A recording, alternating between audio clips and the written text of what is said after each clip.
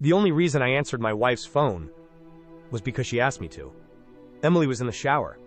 I was making coffee when her phone started vibrating across the kitchen counter. She called from upstairs.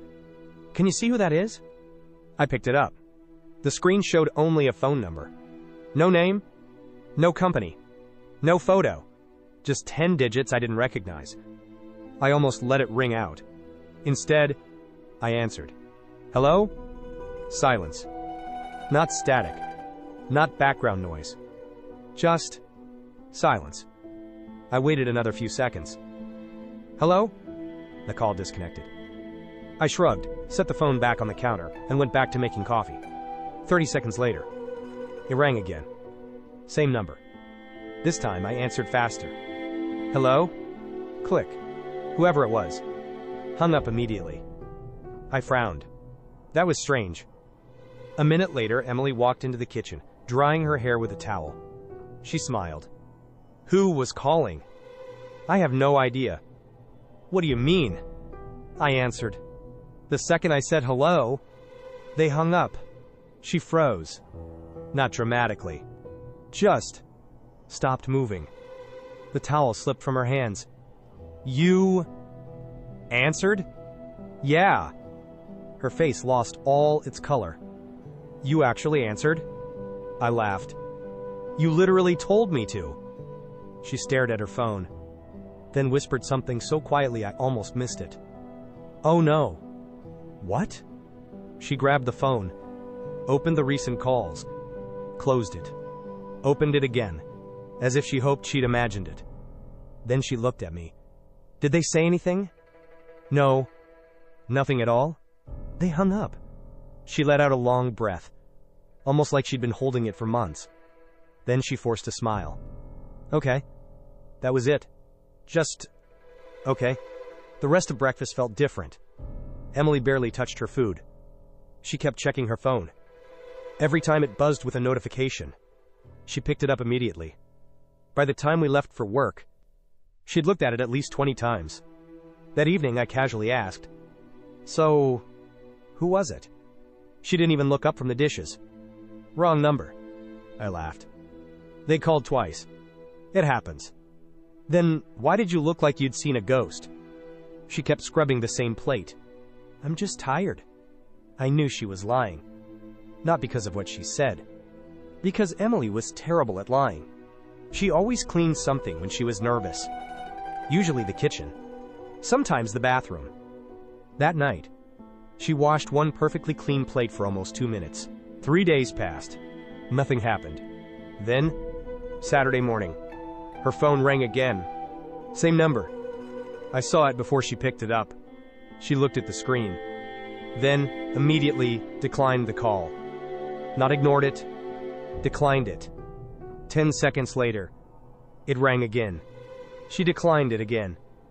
I finally asked, "Why don't you just answer?" "I don't need to." "It seems pretty important." "It isn't." "If it isn't, why do they keep calling?" She didn't answer. Instead, she stood up, walked outside, and stayed there for almost 15 minutes, without her phone. Just standing in the backyard, looking at nothing. That night, I couldn't stop thinking about it. Not because I thought she was cheating. Honestly, if she'd been cheating, it would have made more sense. Instead, whatever this was, it scared her. And that scared me. Monday afternoon, I was working from home. Around 3 o'clock, the phone rang again. Emily had forgotten it on the kitchen table. I stared at the screen. Same number. I shouldn't answer. I knew that. But curiosity won. I picked it up. "Hello?" Silence. Then, for the first time, someone spoke. A man's voice. Calm. Professional. "Emily?" "No." "This is her husband." Another long silence. Then the man quietly said, "I'm sorry." Click. The line went dead. I stood there, still holding the phone, trying to understand why a complete stranger had just apologized to me. At exactly that moment, the front door opened. Emily walked inside. She saw the phone in my hand, saw the call was still on the screen. And before I said a single word, she started crying. Emily didn't try to hide the fact that she was crying. She didn't wipe her eyes. She didn't pretend she had something in them. She just stood in the doorway, looking at me, looking at her phone in my hand. Then she quietly asked, "What did he say?" I frowned. "You know it was a man?" She closed her eyes for just a second, then nodded. "What did he say?" I didn't answer immediately. Instead, I asked my own question. "Who is he?" Silence. "Emily, please, who is he?" She looked exhausted. Not caught. Not guilty. Just exhausted. "He isn't who you think." I laughed. "You don't even know what I think." "I do." "No, you really don't." She sat down at the kitchen table. For almost a minute, neither of us spoke. Finally, she whispered, "His name is David." There it was. A name. My stomach tightened. "Who is David?" She rubbed her hands together. "I can't tell you." I actually laughed. "You can't?" I promised. Promised who? Him. I couldn't believe what I was hearing. "So you've been talking to another man, and you're telling me you promised him you wouldn't tell your husband?" "It's not like that." "Then what is it like?" She looked down. "I can't explain without breaking someone else's trust." That sentence hit harder than anything she'd said all day. Someone else's trust, not mine. That night we barely spoke. Emily went upstairs early. I stayed in the living room. For the first time in 10 years, I seriously questioned whether I knew my own wife. Every explanation I came up with sounded ridiculous. An affair, blackmail, debt, an ex-boyfriend, a secret child. Nothing fit. Because if she was hiding another man, why ask me to answer her phone? Why risk it? It didn't make sense. Tuesday afternoon. The number called again. This time Emily was sitting beside me on the couch. Her phone lit up. She stared at the screen. Didn't move. It rang until voicemail. A few seconds later, a text arrived. She opened it. "Read it." Locked the phone immediately. "What did it say?" "Nothing important." I held out my hand. "Show me." She shook her head. "No. Emily. No." That one word changed something inside me. Not because she refused. Because she'd never refused me before. Not once. The next morning, I made a decision I wasn't proud of. Emily had left for work. She'd forgotten her iPad at home. It was still connected to her messages. I knew I shouldn't look. I knew it crossed a line. I opened it anyway. There was nothing. No texts. No secret conversations. No hidden photos. Everything looked normal. Until I noticed one contact. No name. Just D. Only 3 messages. All from him. The first said, "Call me when you're alone." The second, "Has he noticed anything?" The third, stopped me cold. "We can't keep hiding this forever." I felt sick. Emily came home around 6. The moment she walked inside, she looked at my face. "You read them." It wasn't a question. I nodded. I did. She didn't yell. She didn't ask why. She simply sat down. And for the first time since we'd met, she looked defeated. "I was hoping you'd never have to see those." I couldn't believe what I was hearing. "So they're real?" She nodded. "Yes." "And you're still telling me there's nothing going on?" She looked me straight in the eyes. "There isn't." "Then explain those messages." "I can't." "You can't? Or you won't?" She didn't answer. Instead, she stood up, walked into our bedroom. When she came back, she was holding a thick manila folder. Medical papers. Letters. Business cards. Insurance forms. She placed them on the coffee table, but she kept one hand on top of them, like she wasn't ready to let go.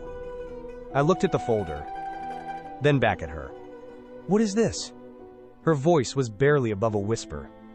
"The reason I've been lying to you." I reached for the folder. She stopped me. "Before you open it." Tears filled her eyes again. "I need you to promise me one thing." "What?" "No matter what you read, please, remember. I never lied because I stopped loving you. I lied because I didn't know how to tell you." My hand froze above the folder. I suddenly wasn't sure. I wanted to know what was inside.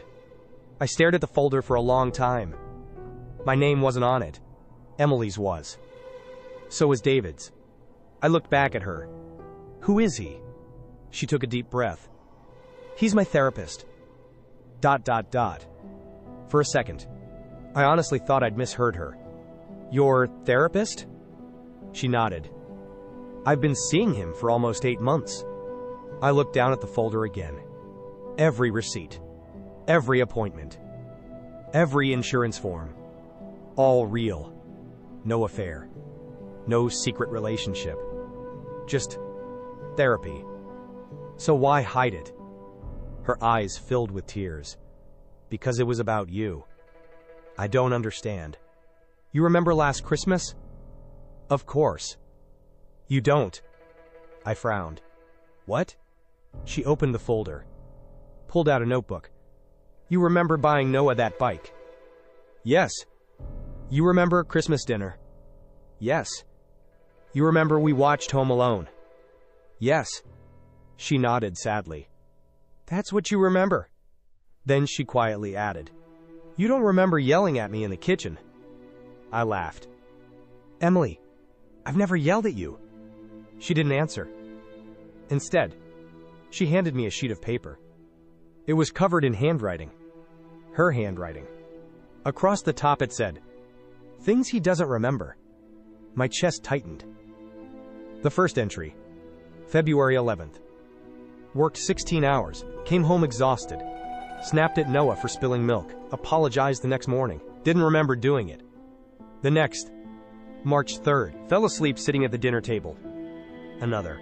April 18th. Forgot our anniversary until I reminded him. Another. May 7th.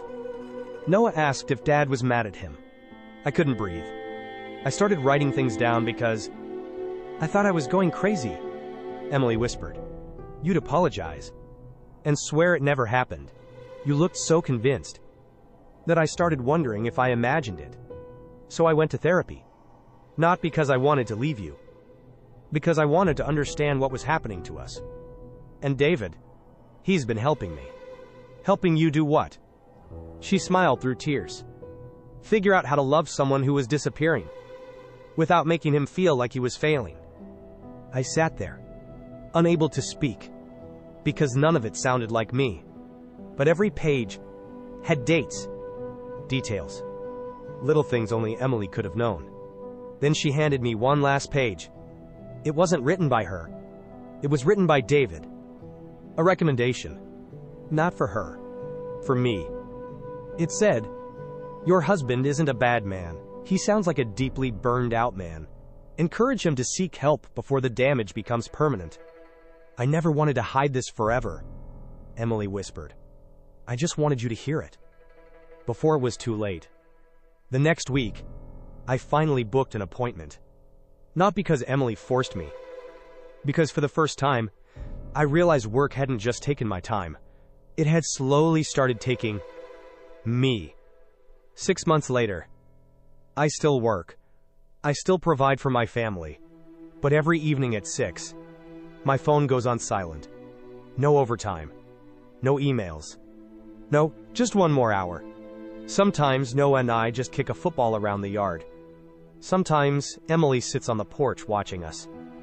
One evening, Noah looked at me and smiled. "Dad, you're home a lot now." I smiled back. "I know." Then he said something I'll never forget. "I like this version of you." I looked over at Emily. She didn't say a word. She didn't have to.